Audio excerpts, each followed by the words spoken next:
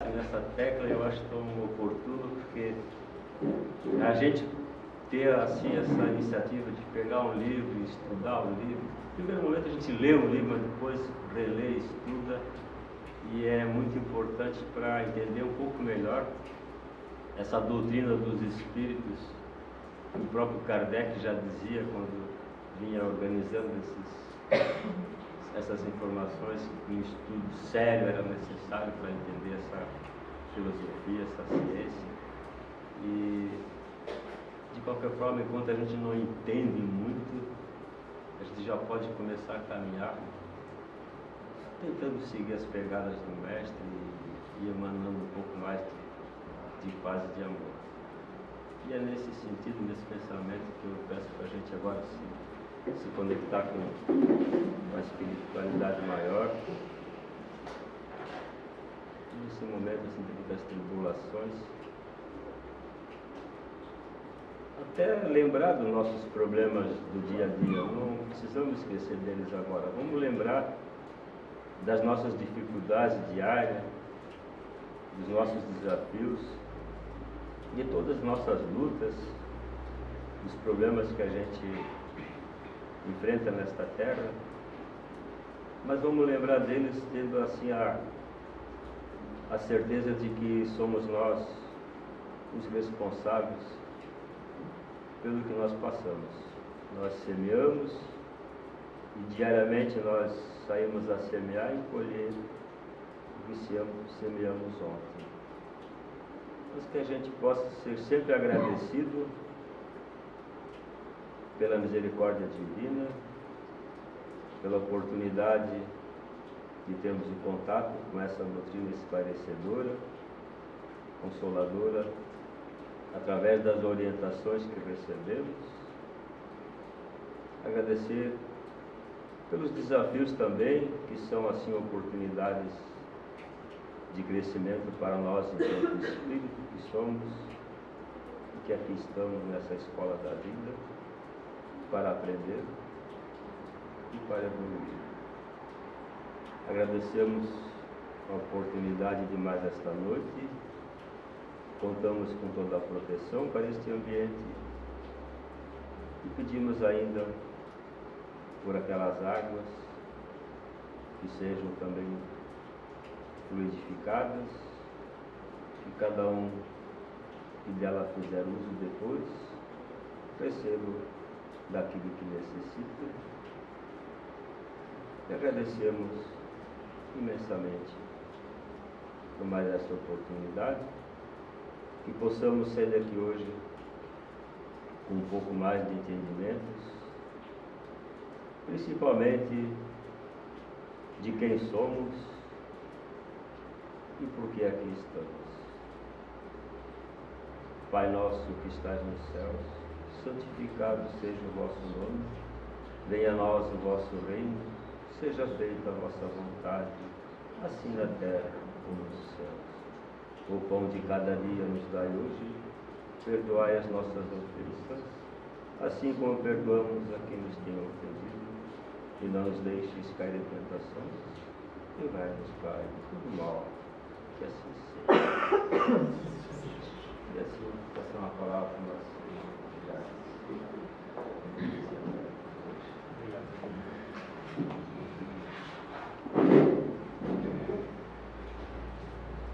Boa noite, pessoal. Boa noite. A gente vai falar hoje de um tema que é bastante vasto, e eu me preocupei bastante em trazer as informações do que especificamente a doutrina dos espíritos traz, que é a origem do espírito, ou a origem dos espíritos.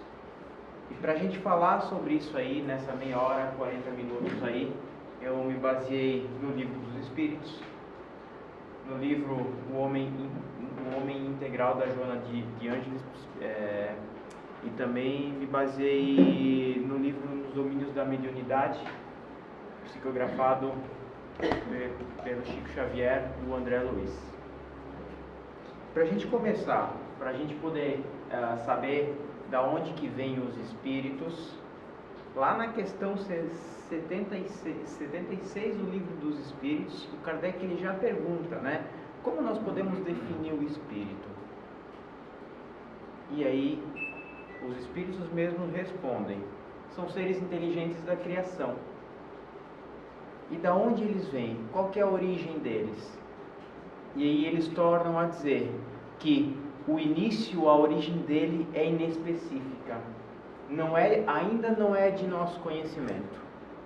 Nós não conseguimos entender da onde especificamente, como e onde que ele é criado.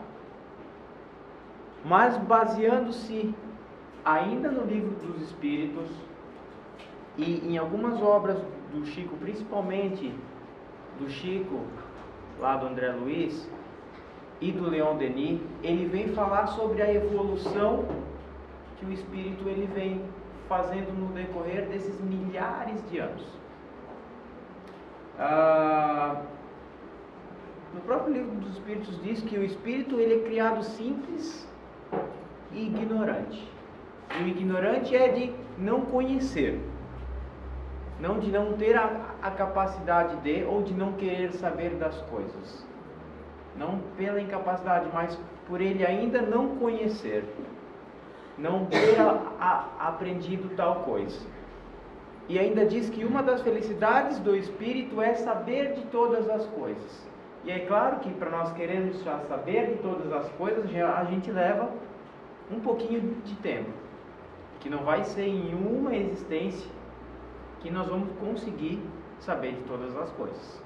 E por falar em existência, para a gente entender da origem e para onde o espírito vai, a gente não pode deixar de falar do processo reencarnatório. Porque como que o espírito aprende?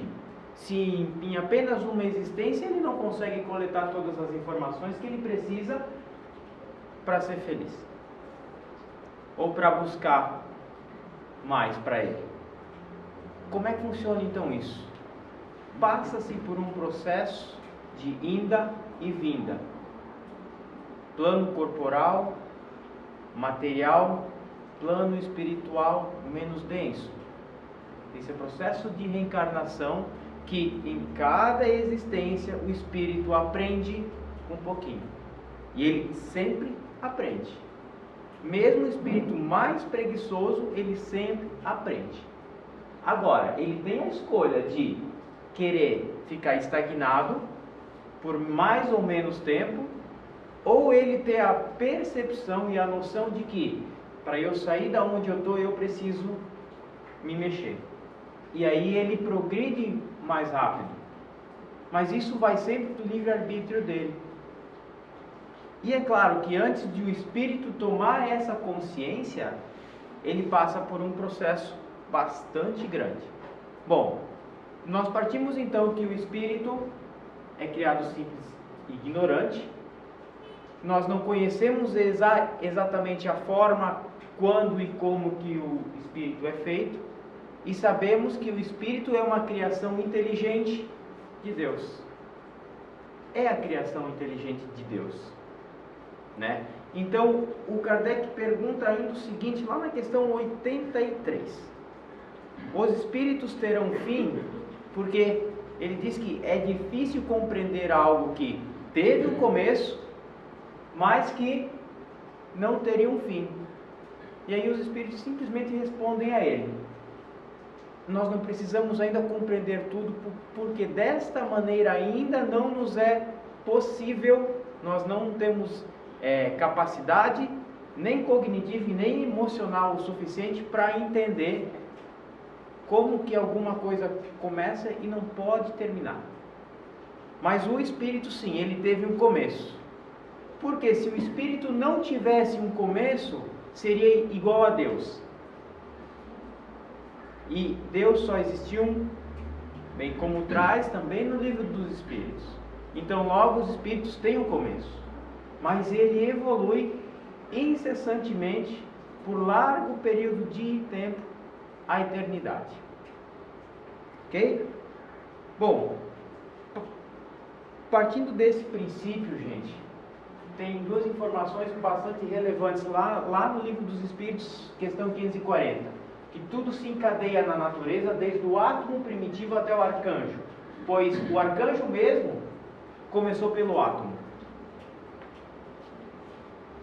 Esse é o primeiro ponto.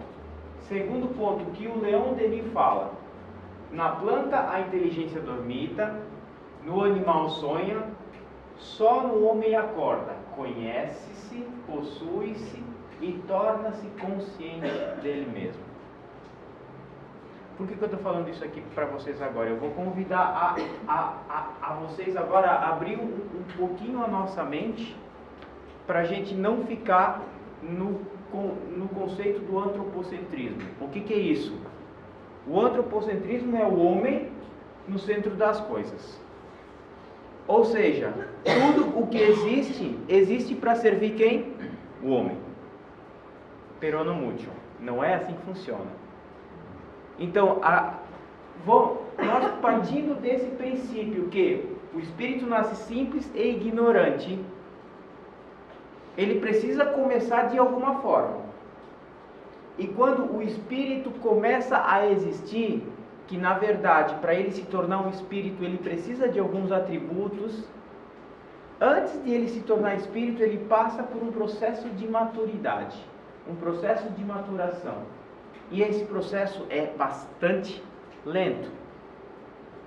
Isso significa dizer o seguinte, que uma das primeiras experiências que um espírito que lá na frente vai vir a ser um espírito, ele passa pelo reino mineral. E dentro desse reino mineral, esse cara que ainda não é um espírito, mas ele provém de um princípio vital, aonde todos nós viemos do mesmo lugar, ele passa por um processo lento de maturidade, de maturação, dentro do reino animal. E ali dentro do reino animal, nós podemos chamar, enquanto esse espírito que ainda não é um espírito, ele está passando ainda por esse processo, experimentando atrações, que no caso do planeta Terra, são simplesmente atrações atômicas físicas, de atração mesmo. Processo químico físico. De bem como que as coisas que se atraem negativa, os polos negativos, positivos, matéria. Uma árvore, por exemplo, o que tem lá? Numa rocha, do que essa rocha ela é composta? Ali dentro dormita, e não me chamem de doido, por favor, mas ali dentro dormita uma mônada espiritual. É esse princípio que já foi desenvolvido há anos, começa aí no nosso planeta, pelo menos a estagiar no reino mineral. E passando depois por um período mais ou menos extenso, transitando ali, ele vai passar pelo reino vegetal. Então, dentro do reino vegetal, esse princípio espiritual que ainda não é um espírito, mas está em fase de formação e fase de maturação, ele vai experimentar outras coisas e principalmente ele passa pelas sensações, que é o que acontece nas plantas. E existem aí algumas plantas, que existe uma que inclusive que se chama sensitiva, que quando você encosta nela, ela se encolhe. Talvez essa seja uma espécime, como diz lá no livro do Leon Denis de 1870, mais ou menos, que talvez essa seja uma espécime, o que seria um salto para o reino animal, pois que ali ela já começa a ter sensações mais físicas, mas que ali nós não temos, e esse princípio espiritual ainda ele não tem noção, ele não tem capacidade inteligível, ele não tem consciência nenhuma. Como o Leon Denis diz, na planta a inteligência dormita, ela não acorda, ela está lá, meio que chocando, sabe? Precisando passar por um processo de. E depois de muito tempo, ela vai estagiar lá no reino animal. E dentro do reino animal, nós talvez já podemos começar a chamar esse espírito, que ainda não é um espírito, nós podemos chamar esse cara de princípio inteligente. E que dentro do reino animal, ele começa a experimentar outras coisas, ter outras experiências. E aí, o que se desenvolve especialmente no reino animal é o instinto. E o instinto não é sapiente, ou seja, ele é involuntário, ele é inconsciente, ele não é deliberado. Em alguns animais um pouco mais evoluídos, ele começa a ter mais ou menos um livre-arbítrio, mas ainda assim envolvido, ligado ao instinto. Aonde que mais para frente nós vamos ver que nos homens o processo é outro. Mas dentro do reino animal, aonde nós temos várias espécimes, desde as mais simples até as mais complexas e inteligíveis, do tipo os golfinhos, alguns macacos, alguns primatas, passa por um processo evolutivo, mas além de um processo evolutivo mental, além de um processo de consciência, de maturidade da consciência, e ele não tem consciência dele mesmo ainda, ele passa por um processo de maturidade orgânica. O que significa isso? Como a gente aprende, por exemplo, a andar de bicicleta? Provavelmente nas primeiras vezes a gente deve levar alguns tombos. Ou os nossos pais, muito cuidadosos, eles colocam duas rodinhas atrás para a gente não cair, certo? E conforme a gente vai pegando aí essa habilidade, ele tira uma rodinha.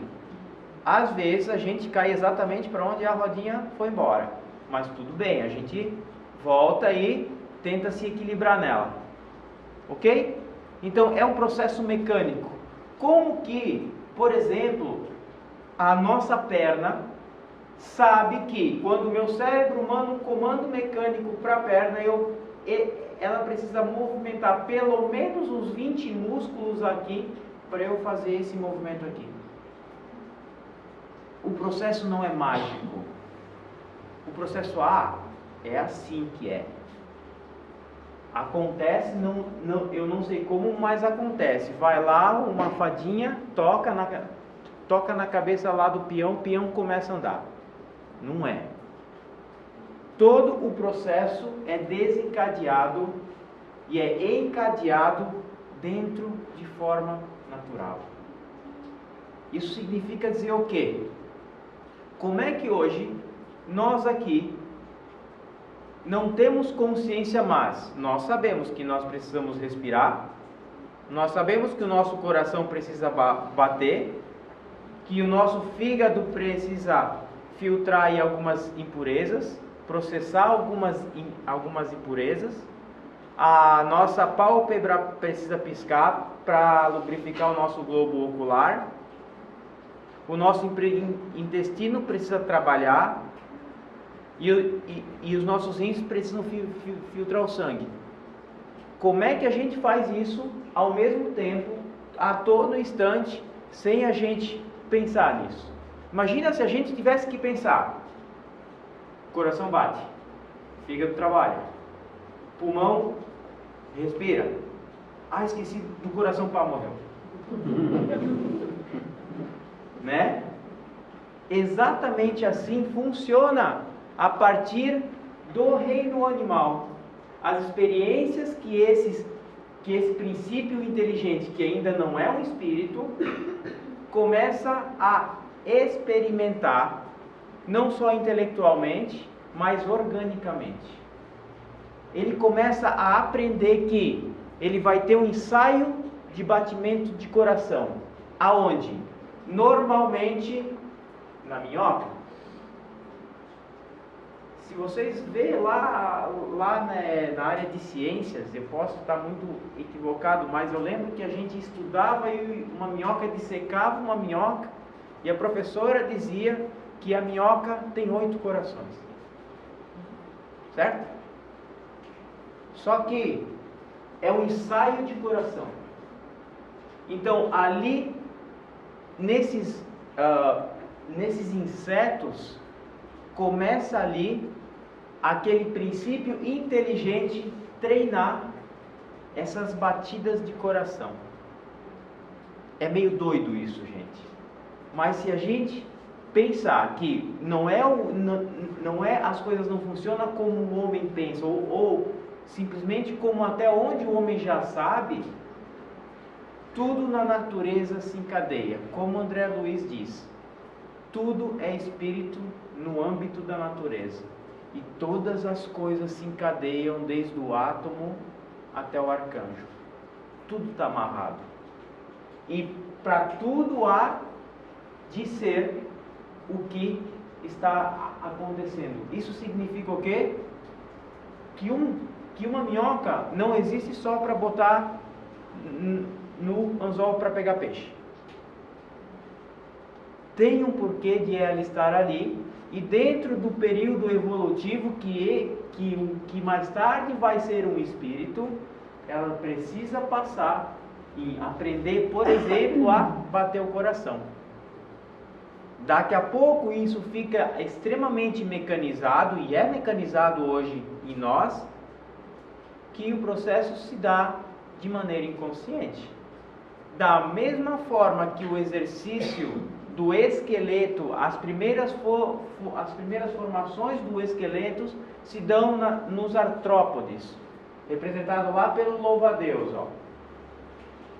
Que esses animais, eles não têm esqueleto, mas eles têm articulações, e são um dos primeiros animais ali do reino ali das espécimes dos insetos que começam a ter articulações.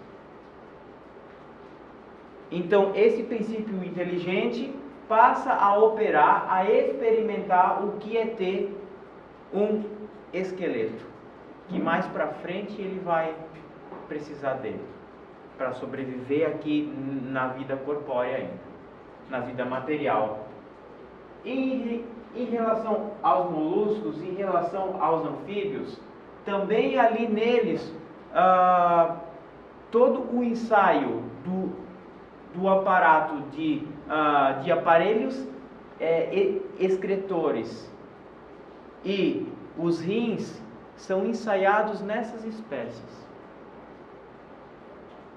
Isso tudo eu não estou inventando, isso tudo está nos livros de obras básicas, inclusive.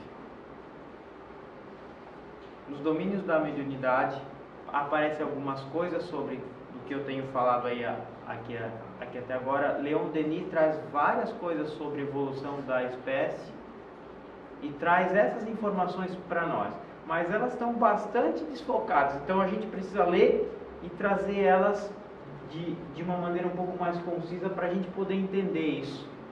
E que um espírito, ele não começa já espírito, mas depois de muito tempo, de muito aprendizado, de ele entender que quando o meu cérebro manda um pulso elétrico para a minha perna, mais de 20 músculos precisam trabalhar para eu fazer isso aqui, e para o meu corpo não esquecer que eu preciso respirar, ou que o coração bata para eu não morrer, eu preciso passar por uma série de experiências. Tanto é que isso leva muito tempo. E depois disso, gente, só depois de passar por todos esses processos, e que aí, no reino animal, nós temos vários estágios, como eu falei, desde as espécies mais simples até as espécies mais complexas, aonde temos inclusive animais que já começam a ter ensaios de extrema inteligência, de comunicações muito bem articuladas, que é o caso dos golfinhos, por exemplo, começa a nos impressionar. O cachorrinho, aquele animal que está sempre contigo, ele aprende o que é bom para ele. Aí a gente entra na questão do instinto.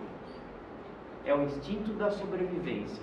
Ainda assim, que ele não tem consciência dele, ainda ele não sabe que ele é um ser à parte, mas ele distingue ele dos outros animais.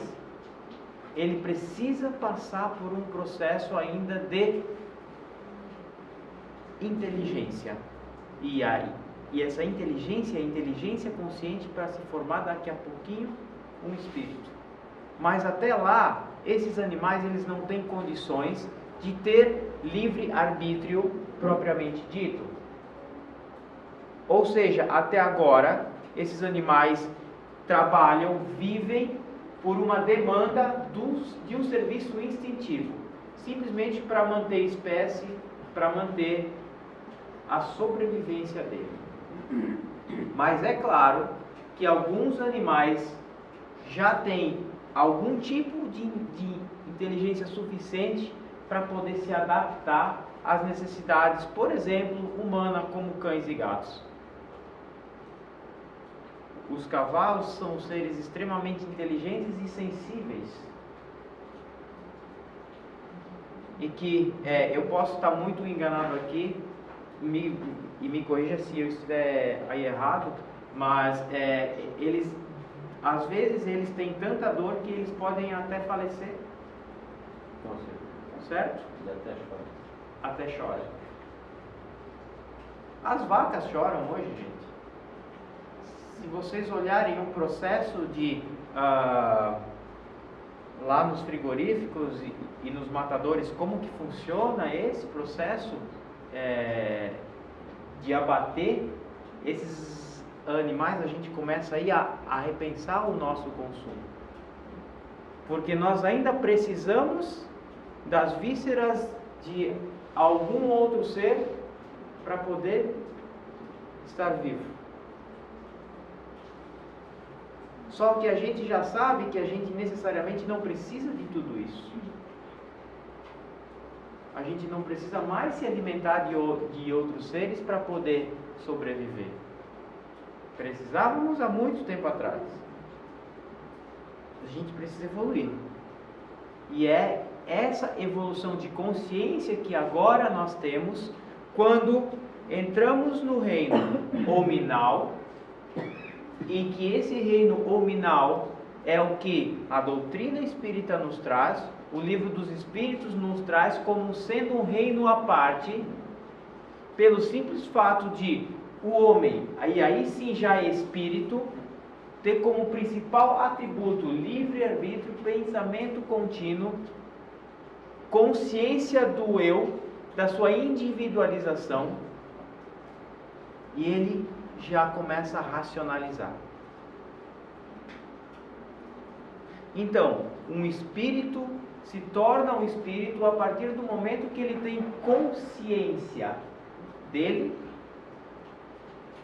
e torna-se a racionalizar.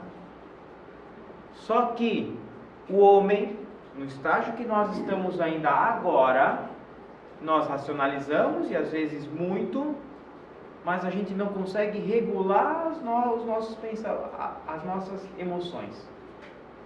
E talvez as nossas emoções que já estão desenvolvidas lá nos animais, porque os animais choram, eles sentem dor, eles ficam tristes, alegres, eles têm raiva também.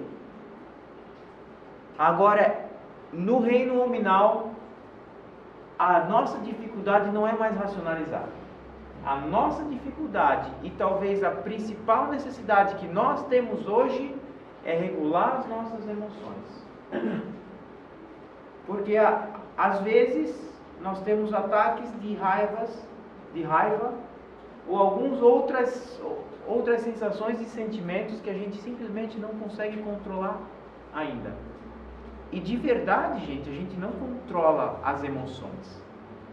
Por isso que nós temos a capacidade de racionalizar que quando a emoção vem, ela vem. É um processo, é uma descarga física, química que acontece no corpo, demandada pelo espírito que está nos controlando.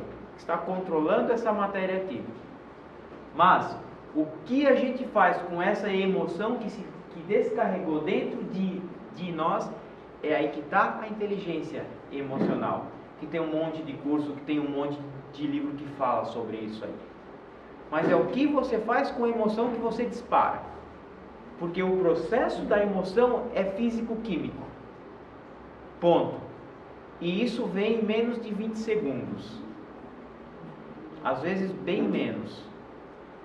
Mas é o que você faz com isso agora. E é por conta dessa nossa incapacidade de regular as emoções que acontece um monte de problemas afetivos, conjugais, sociais que nós temos em nossa sociedade hoje. E nós aqui, a gente não está nem falando agora sobre ego, sobre o nosso egoísmo, que na verdade é uma demanda de emoção mal regulada. É um apego forte do espírito encarnado por algo que talvez não faça nenhum sentido se nós começarmos a racionalizar. Então, se lá no reino animal nós começamos a passar a ensaiar um processo de individualização, de começar a se reconhecer como um ser só, e isso só vai acontecer, só vai se concluir lá no reino nominal, quando o humano tem a razão e consciência do ser. Agora, nesse momento, nós precisamos passar por um processo de individuação. E que eu confesso para vocês que é um tema extremamente complexo, que a Joana de Ângeles traz em alguns livros dela, e leitura da Joana de Ângeles, a mim, não parece ser muito simples, mas resumindo muito por cima, o processo de individuação é se reconhecer na sua divindade enquanto espírito agora. Isso não significa olhar para o próprio umbigo. É reconhecer-se como que você funciona. Qual que é a sua necessidade que você precisa suprir, respeitando o outro. O processo de individuação é você conseguir encontrar dentro de você a sua autossuficiência, sem deixar, obviamente, de atender o teu mundo externo. Porque de verdade, nós somos seres gregários. Nós somos seres que para aprender nós precisamos interagir. E não é só a raça humana que é assim. O espírito é assim. O espírito aprende com o outro. O espírito, ou nós até podemos sentar e ler. Ler pra caramba. Ler muito. Mas vai ficar no intelecto. Mas como você coloca em ação o que você acabou de ler, aí o buraquinho é um pouquinho mais embaixo. Porque aí as pessoas leem um monte, se formam doutores, mas quando não praticam o que necessariamente precisam, ficam teorizando. E fica só na teoria. Mas bota isso na prática. É por isso que a gente aprende fazendo, gente. É por isso que a gente aprende em contato com a outra pessoa. É por isso que a gente vem num seio familiar. É por isso que a gente vem com pessoas, não das quais a gente escolhe, mas das quais então a gente precisa estar para se desenvolver. Que são os grandes desafios. E que a gente só consegue tomando consciência de como a gente funciona para poder interagir melhor com o outro. Até o momento que a gente só olha para fora e que a culpa é do outro, a gente continua voltando continua racionalizando e deixando estagnado o processo de individuação. Quem quiser saber um pouco mais sobre o processo de individuação, a Joana de Ângeles tem alguns livros que falam sobre isso, que se chama, eu acho que é Ciência Psicológica, se eu não me engano, tem 17 volumes, só 17. Mas que o Jung, ele já falava sobre isso antes. Então, é um tema extremamente interessante e que faz jus ao nosso aprendizado aqui hoje. Então, eu posso ter diploma pra caramba, eu posso estar com a minha parede cheia, mas como que eu aplico esse conhecimento para minha própria construção e para o outro, aí é um pouquinho mais difícil. Porque pagar uma universidade hoje é mais fácil do que há 50 anos atrás. Mas às vezes, e frequentemente, a gente se depara com pessoas que não têm estudo universitário e sabe muito mais do que uma pancada de gente que tem diploma de doutor na parede. E que tu consegue conviver, e que tu consegue inclusive conversar com essa pessoa de uma maneira muito mais saudável. E aí a gente começa a pensar que tipo de ação que nós estamos tendo com a pessoa que está do nosso lado hoje, se for nosso funcionário, se é frentista de posto, se é um gari de rua. Talvez esse cara tenha experiências que nós não temos. E não estou dizendo aqui agora que a gente precisa parar e bater um papo e tomar um café com qualquer pessoa. O que eu estou dizendo é que a gente precisa respeitar a essência do outro. E esse é um processo de individuação. O processo de individuação se diz que você começa a entender o que é bom para você, o que serve para você, respeitando o que é bom e o que serve para o outro. E nós não podemos falar disso dentro do movimento espírita, principalmente quando a gente toca em assuntos de religião. Não adianta a gente ler um monte de Joana de Ângeles, um monte de Allan Kardec, livro dos Espíritos de Parará, Parará, se quando a gente olha para dentro de uma igreja, de uma assembleia, alguma coisa, tu já torce o teu nariz. Porque as pessoas não são iguais, as experiências não são iguais. E na verdade não existe bom ou ruim se nós começarmos a olhar de uma maneira geral. É você que tem que saber o que é bom e o que é ruim para você, respeitando o mundo do outro. Isso passa pelo processo de individuação. Isso passa por um processo de respeitar crenças e valores das outras pessoas. O que está escrito em uma pancada de livros da Seara Espírita, mas que está escrito em uma pancada de livros de várias outras religiões. Então, a partir do momento que a gente começa a colocar etiquetas, etiquetando as pessoas, aquele lá é católico, aquele é evangélico, ou vice-versa, a gente de verdade não está aprendendo porcaria nenhuma do que está aqui dentro. Absolutamente nada. Porque a gente faz exatamente o contrário do que aqui está sendo dito. E não é nesse livro aqui, mas é numa galera de livro que você pega para ler. E pode pegar a Bíblia que vai falar exatamente a mesma coisa. Pode pegar o Alcorão que vai falar exatamente a mesma coisa.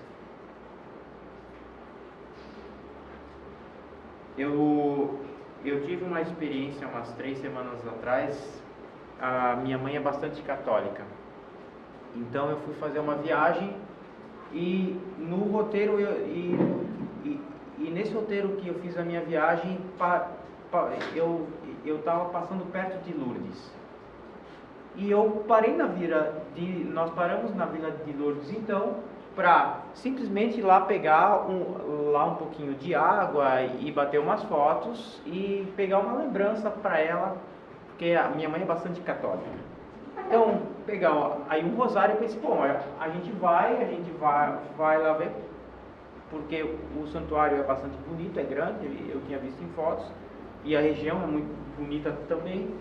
E eu pensei, eu vou lá, eu vou pegar, eu vou ficar uma horinha lá, e aí eu vou embora. Porque a mim não me interessava muito. Mas nós nesse ponto nos respeitamos muito bem. Nós ficamos uma tarde inteira lá. E não esperava encontrar uma energia tão diferente, sabe? Uma paz tão bacana, mas de verdade, eu fui lá sem expectativa nenhuma. E acabei ficando uma tarde toda lá. Assistindo até missa, inclusive. Então, é um processo de respeito. E de abster as crenças, as tuas crenças que te limitam, e olhar para o mundo sem esse filtro. E perceber que pessoas que estão lá, muitas vezes acamadas, estão num ato de fé, num ato de último suspiro. E por que eu vou desqualificar isso? Se para a pessoa de alguma forma faz bem. Isso tem a ver com caridade, gente. E que às vezes é bastante difícil a gente conseguir se conectar com isso. Pelas nossas crenças, pelas nossas dificuldades de racionalizar, pelas nossas dificuldades de regular as nossas emoções. Às vezes a gente nem achou o botão de regulagem disso.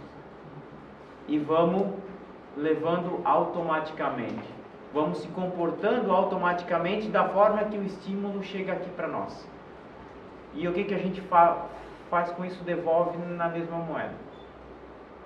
O processo de individuação passa pelo processo de choque de valores. Sim.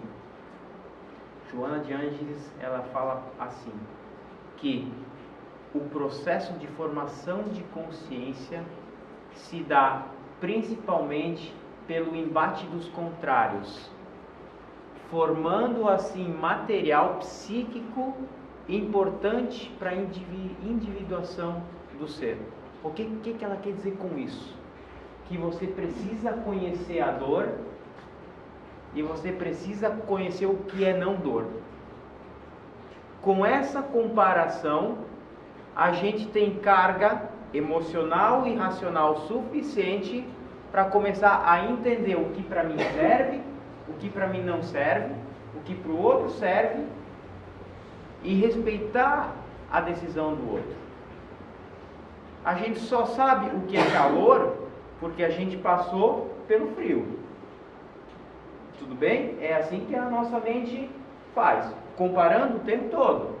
A gente só sabe o que é escuro porque a gente conhece a luz. Um cego de nascença só conhece a experiência que ele tem ali. E essa experiência dele, como é que tu vai explicar para ele luz, se ele não enxerga a luz? Então, o que a Joana de Ângeles diz?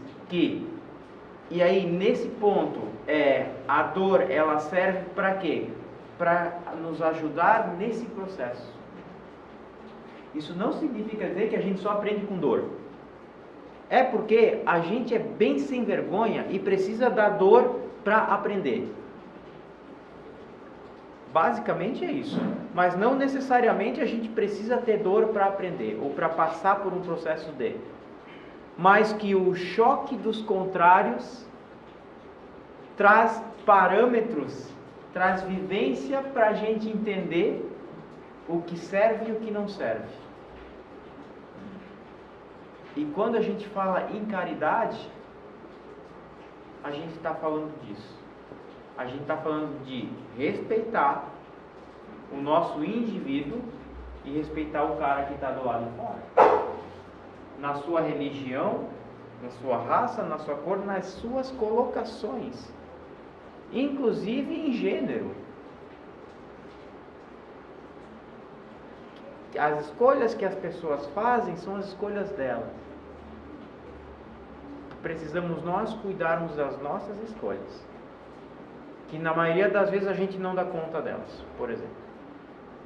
É por isso que inclusive a gente está voltando, e voltando, e voltando, e voltando, e que muitos de nós, e eu me incluo severamente nisso, precisamos do Espiritismo para esfregar na nossa cara e dizer: ó, bicho, tu tá voltando demais, cara. Ou tu toma com uma consciência disso, porque mais claro que isso eu não consigo deixar. Então, quando o Sr. Miller diz que somos nós que precisamos da doutrina e não a doutrina que precisa de nós, é exatamente nesse sentido que nós queremos dizer. Sabe? Não basta só papai e mamãe dizer que você precisa ser bonzinho. Você precisa passar por algum processo que grande parte, a maioria das pessoas que hoje se encadeiam no processo da doutrina espírita, passaram por algo muito importante para precisar buscar informações que venham a suprir as necessidades de entendimento.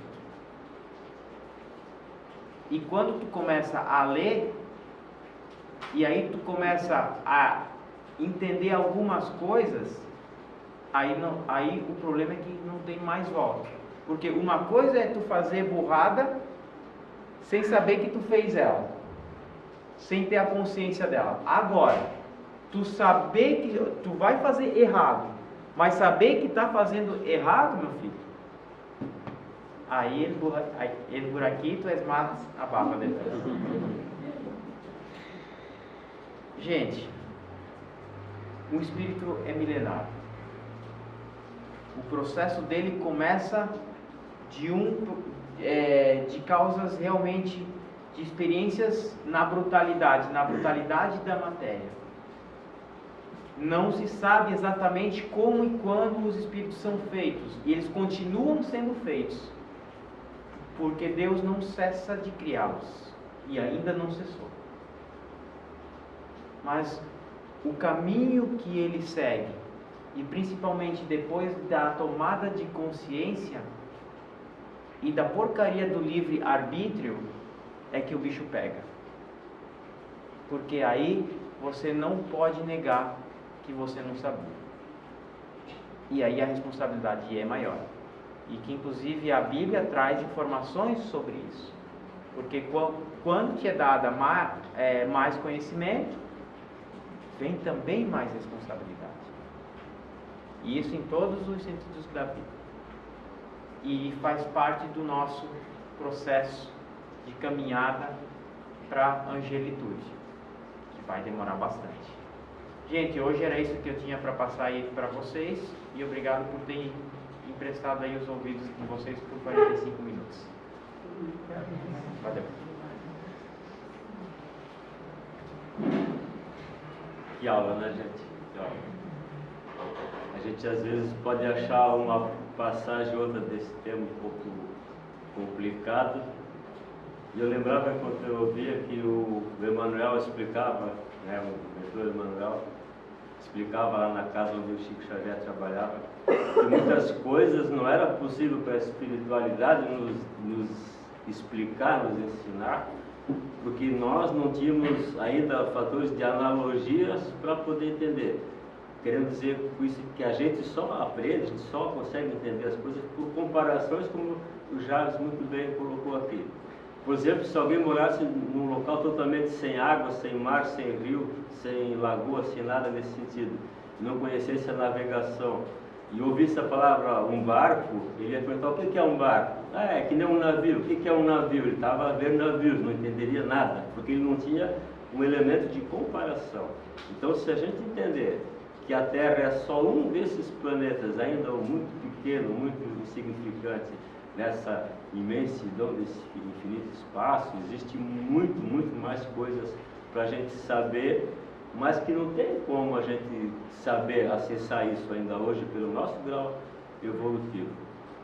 E também eu acho que a gente conseguiu entender um pouco melhor que a gente foi criado perfectível, ou seja, a gente foi criado para seguir essa caminhada rumo à evolução, rumo à perfeição.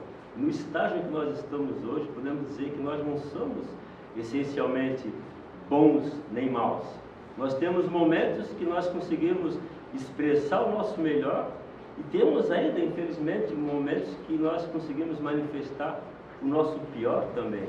Como aquela questão das emoções, que às vezes a gente não consegue digerir muito bem, lidar muito bem com isso, a gente extravasa uma raiva momentânea, porque ainda somos esse nosso ruim também, temos isso ainda dentro de nós. Mas nós estamos nesse planeta aqui, nessa Terra, para justamente experimentar, praticar cada vez mais esse nosso melhor. Como no momento de uma doutrina dessa, a gente está aqui, a gente está no nosso melhor, está numa energia boa, está envolvido por espíritos benfeitores que estão aí nos protegendo, nos dando essas intuições.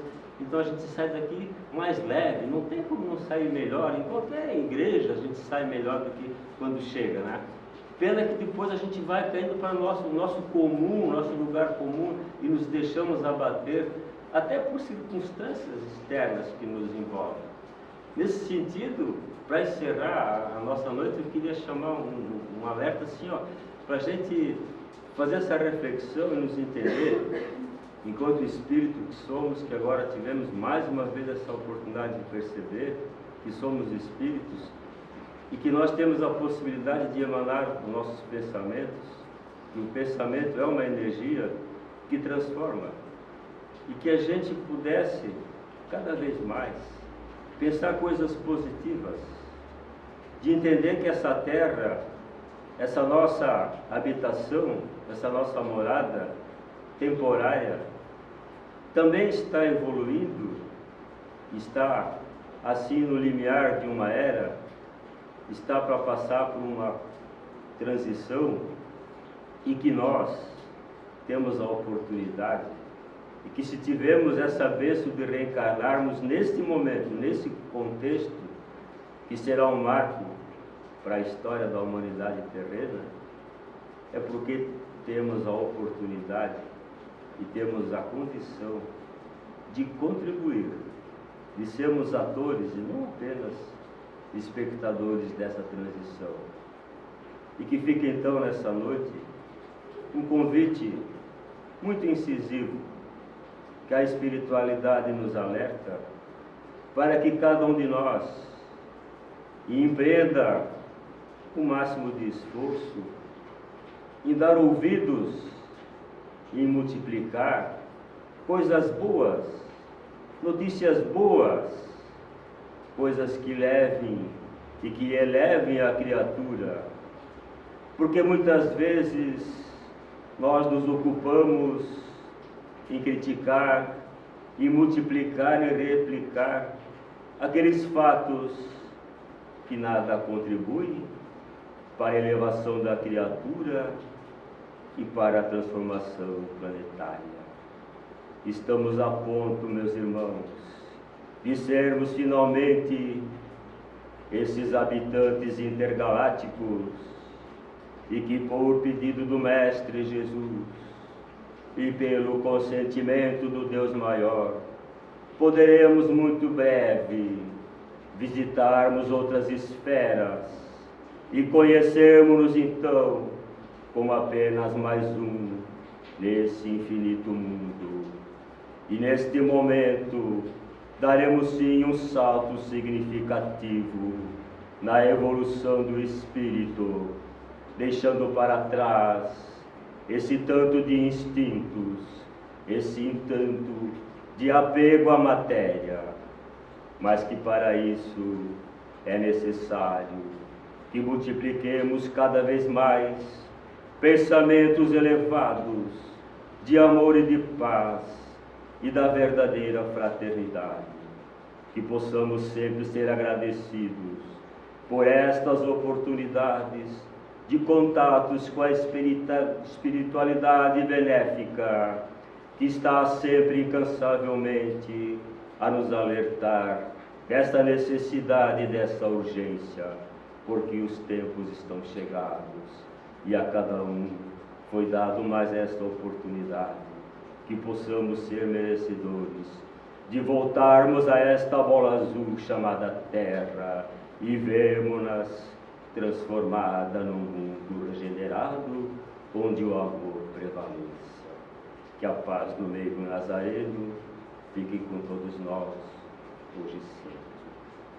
Que assim seja.